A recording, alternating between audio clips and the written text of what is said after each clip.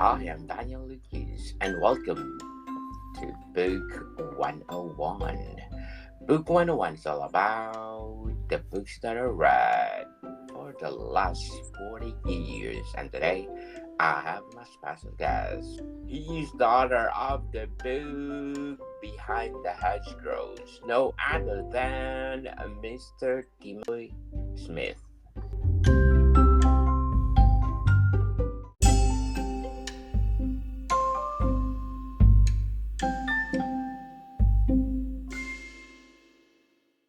Thank you for having me, Daniel. Welcome to Book 101, Mr. Timothy, and can you please introduce yourself? Yeah, my name is Tim Smith. And the reason I'm here today is because Daniel invited me to be on his show and share some things about my premiere, my debut book, Behind the Hedgerows, which came out this past June. Congratulations, Mr. Timothy. And at what age did you realize that you're good in writing? Yeah. Well, years ago, I used to do a lot of writing. It was technical writing, but it was writing nonetheless. And the more I did it, the better I got at it. And then I decided to sort of tell my life story, and who better to do it than me? And so I tried to add some, I'm the quintessential storyteller. So what I did was I would tell some stories about things from my past life, and people seemed to enjoy them enough that what I did was sat down and wrote a novel where I mixed fact with fiction and spun a tale that'll have readers on the edge of their seat wondering, did this stuff actually happen? Could it have happened? And in the process, the book is really about human nature and the conflicts we all face. So the reader will be challenged to think about conflicts in their life, temptations they had in their life. How did they handle it? What were the consequences of their decisions? And more importantly, if they were given a second chance, which is a gift, how did they handle that? So, in essence, this is what my book's about. What books or authors are you currently reading or recommend? Currently reading, I read a lot of James Lee Burke. I read a lot of Nelson DeMille. Years ago, they've all passed now, but I think three of the biggest influences on me were John D. MacDonald, Lawrence Sanders, and Philip Craig. I just love their stories. Philip Craig in particular and Lawrence Sanders, a lot of their books were set in the same type of setting that I told my story through. Philip Craig did it in Cape Cod. Lawrence Sanders did it in Palm Beach. I did the setting for my book in an area of New York, which is out on Eastern Long Island, known as the Hamptons, which, for those who are unfamiliar, is a haven for artists, entertainers, people with excess wealth, either to go and summer there or to have a weekend retreat there. And so that's where I set my story. And I made the story about the class struggles between how they treat each other, how they treat others not like them. And I think I was influenced by these earlier authors in a lot of my writing. How has the publishing process been for you? Any insight or surprises? Um, no surprises because I've been warned. I think the writing process is pretty tedious. Years ago, when I first wrote the book, I mean, this is something that took 15, 20 years because you formulate an idea. The creative process doesn't just happen overnight. It's constantly evolving. Almost on a daily basis, almost anything you do. If you're out for a long bike ride, you start thinking, okay, what character could I make this person? How can I fit him into a plot, etc. So about 15, 20 years ago, when we had snail mail before internet, I would send query letters to publishers, mostly in Manhattan, because a lot of them probably had houses out in the Hamptons on Long Island.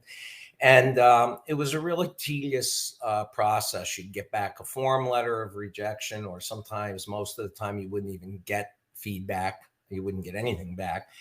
But then I stayed with it. And in current times, it's a lot easier now with the internet to do things. So I stayed with it. I got booklocker.com, was interested in the tale I had to tell.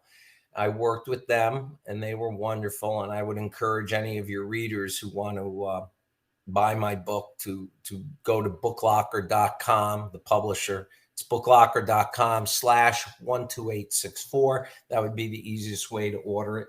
But they were wonderful. But you write it, you rewrite it, you think it's good, it's not good, you rewrite it. And then the biggest thing I did, and I think this is a step that a lot of authors try to skirt, is I got a professional editor to take my book under her wing and really go through it. And it becomes, when you do that, it becomes a collaborative process. They see things that maybe I didn't see. Obviously, they're going to check it for grammar, but they can also give insight into plot, into character development, into making sure that you stay true to your characters. And then what she did, which was brilliant, was she sent it out to 4 beta readers. And we had 4 people who I don't know, they don't know me. They just are voracious readers. They read any and every and anything. And they read the book, and one person totally didn't like it. It just wasn't for her. There was no particular reason. She just didn't like reading about rich people who treated others poorly. Then we had a gentleman read it who loved it, couldn't put it down, read it in a day and a half.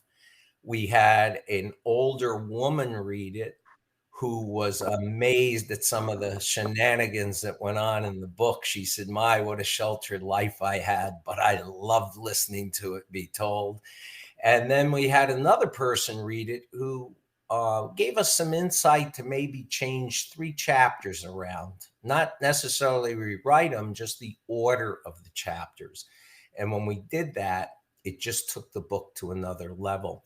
So I would say any authors out there who want to publish a book and all, make sure you take that step of going to a professional editor, have beta readers read your book. They'll give insight that maybe things you didn't see, and then put it to press. And then you've just got to sit back and be happy with your work and watch what unfolds. What is the most rewarding aspect of being an author?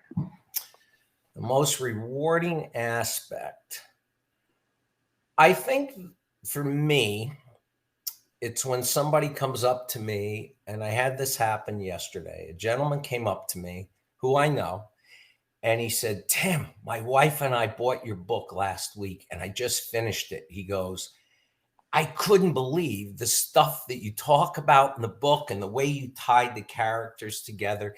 And he knew the characters' names. He had questions about them. Are they real? Are they fake? He was laughing at some of the stuff they did. He was appalled at some of the stuff they did.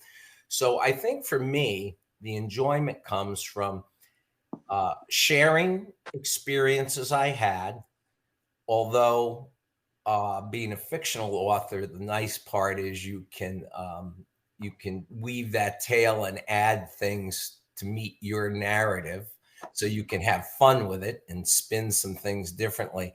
But when you evoke emotions in a reader, and a reader feels pain, or a reader feels joy, or a reader laughs out loud because of something you've said or written, I think that's pretty rewarding. So for me, that's the real cool part. Very well said, Mr. Timothy. So, what inspired you to become an author?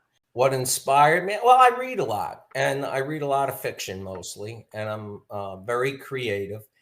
And in my early life, I lived in the Hamptons. I was a private trainer to a number of really, really wealthy people.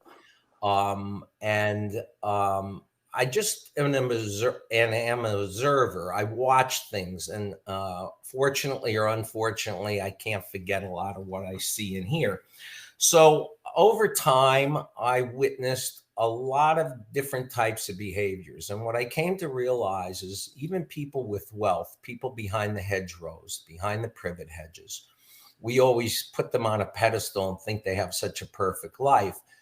but often they're very much the same as us. They may have four children, three are successful, one has substance abuse issues, or maybe there's infidelity in their marriage, or maybe they have the same headaches we do about trying to get tasks done and keep things in order. So it really made me look at people of all different social groupings. And then I also looked at and observed how they treat each other and how they treat people who aren't like them. And along the way, there were a lot of different scenarios and stories, some fun, some really not so nice, and but always kind of entertaining and making me think. And without talking about who my clients were, I would share some stories with people, and people were always like kind of amazed by it and amused by it. And again, like I said, it evoked emotion in people.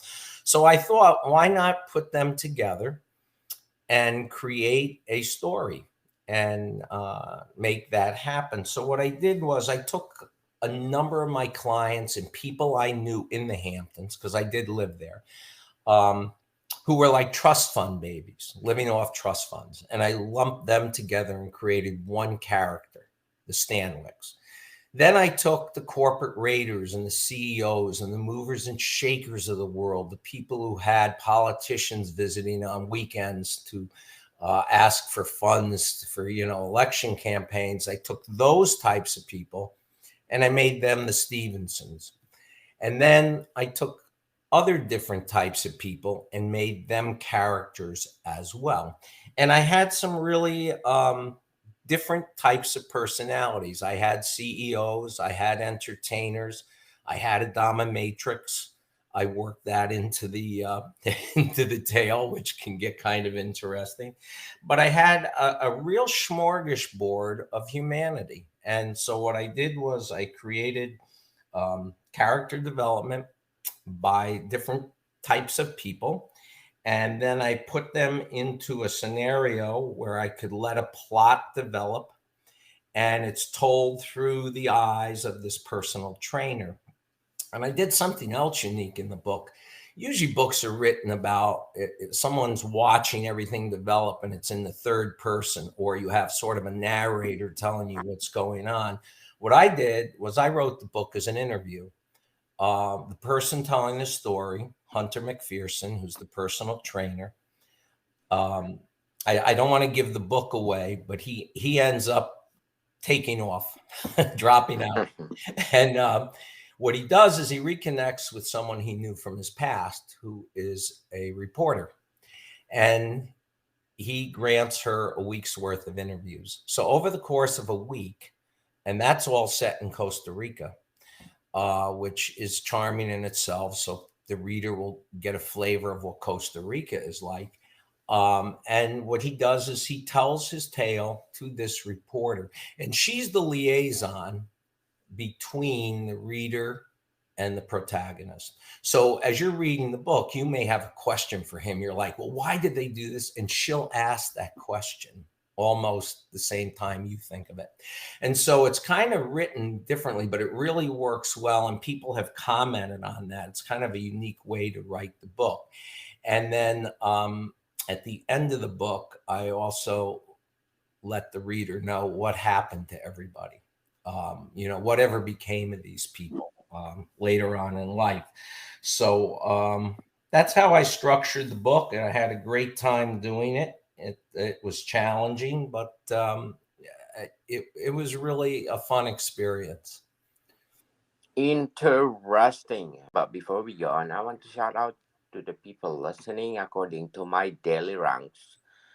Because in Bhutan, I got number 8 on the Apple chart, Taiwan at 34, Jamaica at 68, Cameroon at 84, Zambia 148, Malawi at number 32, Uganda at 65, Algeria at 91, Kenya at 100, and many more. Thank you so much for supporting this podcast, because this podcast is created to empower writers all over the world, like Mr. Timothy Smith. So, Mr. Timothy, let's talk about Your latest book, Behind the Hedgerows. How did you craft it?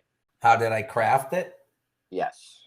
Well, I think I just explained that pretty much. I just wrote about things I knew about. And I think most authors, especially first-time authors, I mean, I can't speak for everybody, but speaking for myself and people I've talked with, I think they write about things they know about. And so that's what I did. And I protected people. I didn't name names. I didn't name restaurants. I didn't name certain things that would injure or hurt anybody. But at the same time, people will have a good understanding of what the Hamptons are like and what Costa Rica's like, and kind of think about the way they treat people and some of the temptations or things they've had to deal with in their life, some of the decisions they made. And it should be a fun book to read where they're really entertained as they read it, but at the end of the day, it should also make them reflect on their own life. And I think that's pretty cool. So Can you tell us about your writing process? I know some people sit down and they block out hours to write in certain times a day. I basically write when something hits me. If it's 3 o'clock in the morning and I wake up and I go to the kitchen to get a glass of water and a thought hits me, I put it down on paper so I don't lose it. I When I'm riding my bike or when I'm doing running the beach, I'm constantly thinking, I'm constantly processing. One of my strengths is I'm ADD. I can't shut down. So my mind is constantly running. Some people would say that's a bad thing. I think for a writer, that's a good thing because I think the creative process is constant and always ongoing. So, tons of notes, tons of papers, spiral notebooks with notes written down, and then I have to remember where I wrote it down.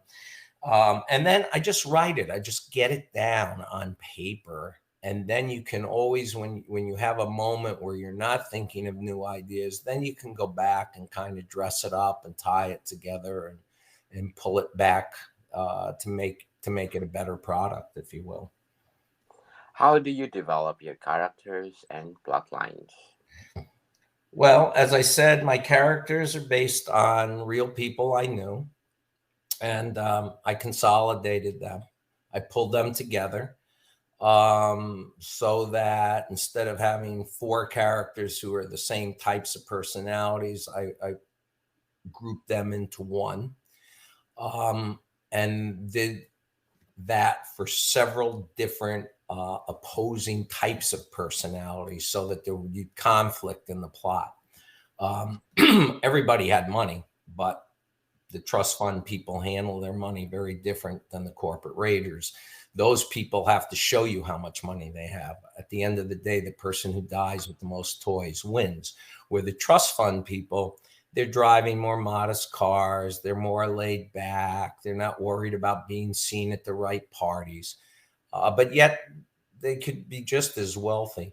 And what was interesting is you have all the celebrities out east, and everybody thinks, oh, they're the rich people. They're really not the rich people. There's people out there who have far more money than them. They're the people whose names you may not know, you may not realize they invented something or they own some corporation. They kind of fly under the radar. But at the same time, they're the person with the Learjet parked at the airport and can go and do whatever they want, whenever they want. So I just drew from people I knew and then wove it together in a plot that I thought would interest the reader and build suspense and thrills along till you get to the ending. The ending of the book, I'm told by readers, many did not see it coming. Again, I don't want to give it away, but I think if someone buys the book and reads it, I think they'll be entertained. That's the best way I can say it. I think it's a page turner. If you read the reviews on Goodreads or Amazon or Barnes and Noble, pretty much everybody's in agreement. It's a page turner. Couldn't put it down. It's thrilling. A lot of people think it would make a great streaming show on Netflix or be good for the big screen. And personally, I think it would be better on Netflix as a streaming thing. It kind of falls somewhere between the morning show on Netflix and the Jeffrey Epstein saga. So that's where it kind of falls, somewhere between that, because it's the same type of people we're dealing with in the book. So, How do you balance your writing with the other aspects of your life? well, um, in 2015, I retired from 40 years of teaching, and I taught everything from kindergarten through grad school. And during that time, a lot of writing and met a lot of people. Um, and when I retired, I became a professional storyteller because I became a commercial actor. So I do a lot of regional ads on TV. I do some local ads. I've done some national ads. People have seen me. You wouldn't know it's me, but you've seen me in Balsam Hill ads. You've seen me in Hasbro's Baby Alive as Grandpa. So I'm a professional storyteller, and when I go on set and I talk to other people and I hear what they're doing, because a lot of those people were also doing movies and stuff, it just stimulates the creative process. So I balance my time pretty well. I'm more structured than people think, but I get my playtime in, my exercise and golf and enjoyment, and at the same time, I'm able to do the commercials, do the writing, and at the end of the day, let's put it this way: I sleep well, but I'm happy. So that's what's important in life. Is if you're happy and you're making other people happy around you, then that's a pretty good life, right? Definitely well said, Mr. Timothy. So, what are some themes or topics that you are passionate about exploring in your writing? I think just human nature. I think I think if you're a people watcher like I am, for me the world is like a mall. You know, people go to the mall and they people watch. I just watch. You know, I'm the guy next door that is very unassuming. People look at me and they look right by me. You know, they're walking their dog every day. They see me outside getting the mail or trimming a hedge, and they wave and they nod, but they just think their life is so much more interesting than mine. And if you read this book, even though everything in the book, it's really my life back in my 20s and 30s, but I did not follow through on some of the things Hunter did. But I certainly could have, and I certainly had other people I worked with who did. I've had a pretty interesting life. So I'm kind of that guy that's, you know, at the high school dance, just leaning on the wall, watching, taking it all in. But I'm passionate, I guess, about people. People just I find them fascinating. So there's plenty of material out there. How do you handle feedback or criticism of your work? That's a very fair question. I I don't get upset if somebody doesn't like the book. I would love everybody to love it, and a lot of people do, and I appreciate hearing that. I appreciate why, not so much, oh, I loved it, but why did you love it? Because that's really important to me as a writer. Did they enjoy it because the plot was tight? Did they enjoy it because they thought the characters were really alive? And like that gentleman I talked to yesterday, he had so many questions about people and the characters and where did how did you think of this person and how, is that person real and stuff like that. I've had some people who didn't like it simply because the material in the book and some of the things the characters didn't happen, they felt very uncomfortable with. And I can live with that, and that's fine. And I'll give you more of an example. Like anybody who's read the book and is from the New York City area, who's been to Long Island, who's been to the Hamptons, who grew up in Westchester County, which is just north of New York City, They read the book and they're like, Tim, man, you're spot on. People from the Midwest, they read the book and they're like, oh my God, that's appalling. That type of behavior and the way people are. And it's just because it's such a difference in culture. But the reality is, if you watch Yellowstone or if you watch the morning show, they're set in very different areas, but the people's behavior is the same. It's all about power, exerting power over people who have less power and abilities than you. Um, Sex drives the boat. It's filled with deceit and lies and deception. And that's human nature.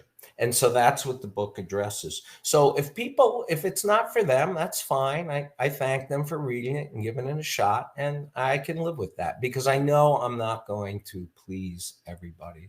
But if they don't like it, I also ask them, why didn't you like it? So that I can, tuck that away for future reference and be more aware of that in the next thing I write. What are your goals or aspiration as a writer? My aspiration right now on this book, and I'm actively working on this, is to bring this to the screen, either as a streaming show, like I said, or as a film. And that's one reason I got it down in a book form first, because it shows people I can do a body of work. It also allowed me to copyright it and register it with the National, what is it called, Congress.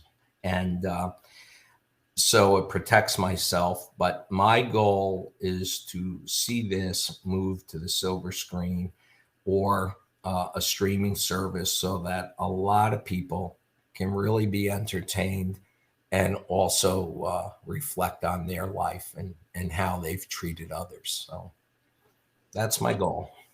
Good luck for your goal, Mr. Timothy. But before we go on, I'm inviting you to listen to my other podcast, Food 101, our fourth season with Chef Alessandro, one of the best executive chefs in one of the five-star restaurants in downtown Toronto. Please do listen to our latest episode.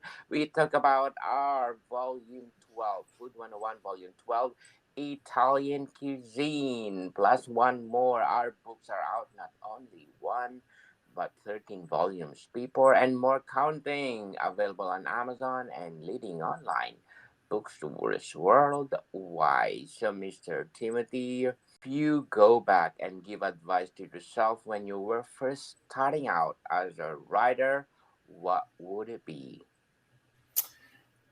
Wow, that's a great question. I think the advice I would give would be just stay true to yourself and stay on task, persevere. And I did that, but I think it's easier said than done in hindsight. But a lot of people want to be a writer and they start out and they put ideas down, but they never keep the ball rolling. So I would say persevere and just keep it simple, keep it straight, and share your ideas with others to get feedback as you go along the way. And not all the feedback you get's going to be in the right direction, but if you hear the same thing over and over, then it's probably good advice. So um, I would say just bare your soul, share it with other people, and let the pieces fall where they may. So yeah. Yes. So, lastly, what's next for you as an author? I'm formulating a couple of books, if you will, in my head.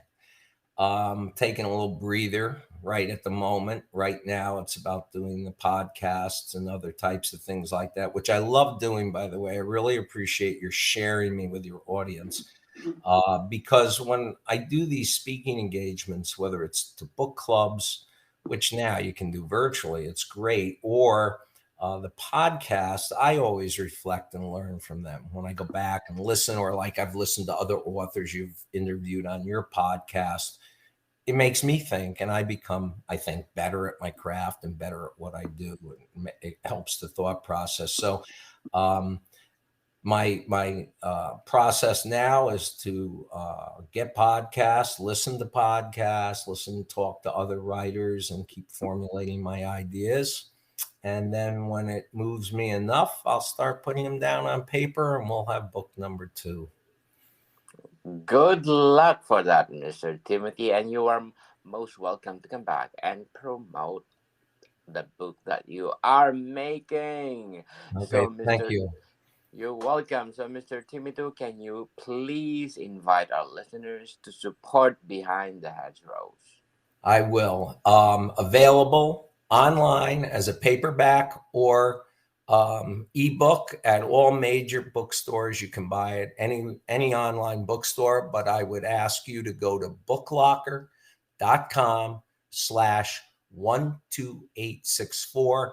That will support the publisher. It's the easiest way to get your book. You can get an ebook probably within minutes, and the other book will come within the week. So booklocker.com/12864. Yes, people, let's support Mr. Timothy Smith because if you support him, more books to come. Mr. Timothy, thank you for your time. Okay, have a great day. Thank you. Bodycom people, see you soon.